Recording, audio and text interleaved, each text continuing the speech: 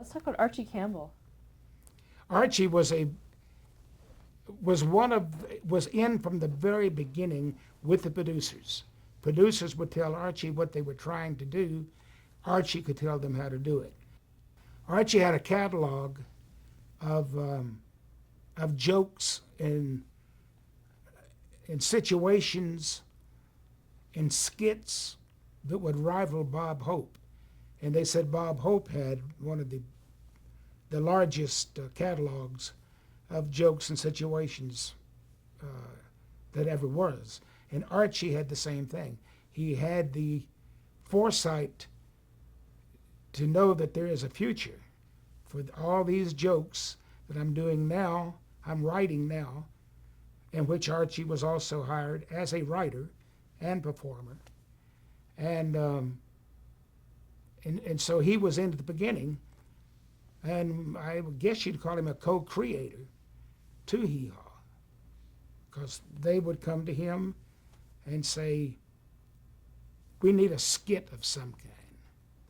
And Archie would say, you're thinking about what would you see, like an Andy Griffith show.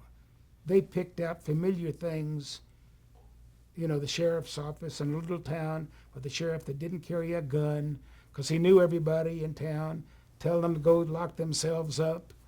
And, you know, so Archie said, what is a popular spot in a little country town? And barbershop. So we did a whole, from the beginning, we did the Hee Haw barbershop, which Archie was the barber. He wrote all of his own material, and then I became his favorite character that I would react to him. I didn't have many lines except just react to the story that he was telling. And he did everything else too, but that was his real big, obvious contribution to the show, was the barbershop. Jim and John Haeger. They were discovered by Buck Owens, or part of his crew. They were in Chicago cleaning aircraft, the interior of aircraft. Like when an airplane would come in and pull up to the gate, all the passengers got off. Well, Jim and John would go in and clean up the interior of the airplane. And they sang, being identical twins, which was unique. And I never, to this day, could figure out which was which. One was Jim, one was John, so I called it, just to make it easy. Every time I saw him, I called him Jimmy John. So I knew I had it right. And they would, so I don't know if they got to talking, if Buck was coming through Chicago and they got to talking at the airport, and they recognized him and said, well, you know, we sing too. And he said, well, come down and look me up and we'll see what we can do. And they did, and showed up and was on the show from the inception. Louis Grandpa Jones. Grandpa Jones, if I was casting the show, he would be the first one that I would have cast. He was one of the funniest people, unintentionally funny, that I've ever known in my life. He could say hello, and you laughed. He would go to Los Angeles, run into his friends out there, and he'd say, have you heard any more Grandpa Jones stories? Because everybody made up stories about him, most of them untrue. But he'd built created such a character that most of them were true. But it got to where he would be hearing some of them for the first time. So he'd go to California and he said, well, and he talked that way in person. He said, have you heard any new Grandpa Jones stories? And they'd tell him one. He said, I ain't heard that one. And it's supposed to be about him, you know. But when he was not in costume, he looked like a banker. So he got away with it. He had the best of two worlds.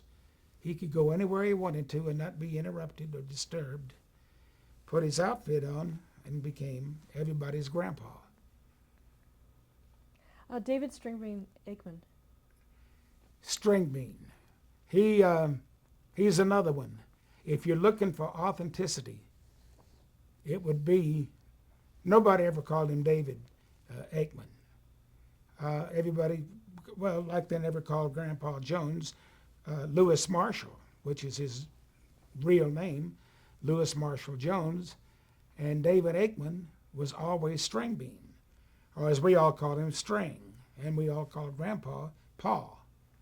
And we wouldn't think of calling him Lewis Marshall or David Aikman.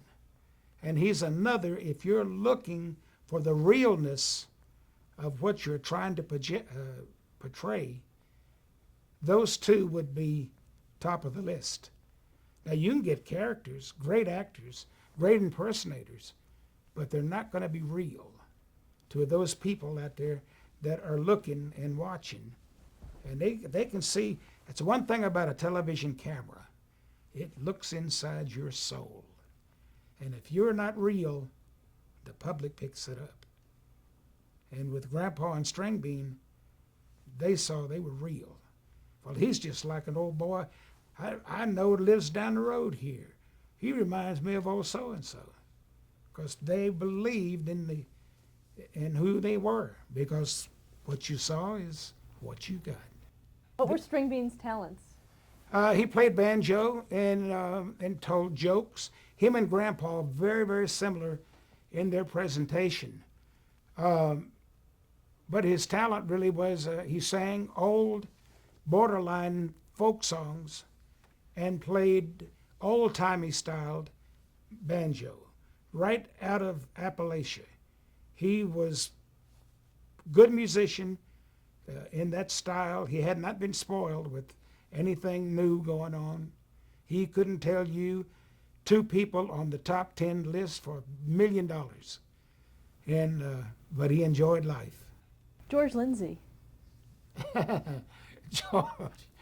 George will do anything and everything it takes to get a laugh. And it's a funny thing about George Lindsey, from the Andy Griffith Show, he was known as Goober. So, but he did not like it at all if you called him Goober. He was George Lindsey. Well, I would intentionally call him Goober, and he'd look at me like that. And but he would correct anybody that is George Lindsey, except when it come time to writing his autograph. Someone would say, Mr. Lindsey, may I have your autograph? He'd say, sure. And he'd write Goober down and hand it back. And I'd say, hey, you're always correcting me that your name is George Lindsey, but you signed Goober as your autograph. And I figured it out. It's shorter. You can write Goober like that, and George Lindsey takes more time. He just looked at me as if to say, well, could be. Or you figured me out, or whatever. But as a lot of funny people are, there are very serious sides to people, and George is as goofy as he portrays. He is a dedicated actor. He studied acting. He has done legitimate acting on stage, and this is a character he created for the Andy Griffith Show that really caught on, and it's like one of those things that you're always known by a certain character that you created. So I don't know, it's a love and hate relationship between Goober and George Lindsey.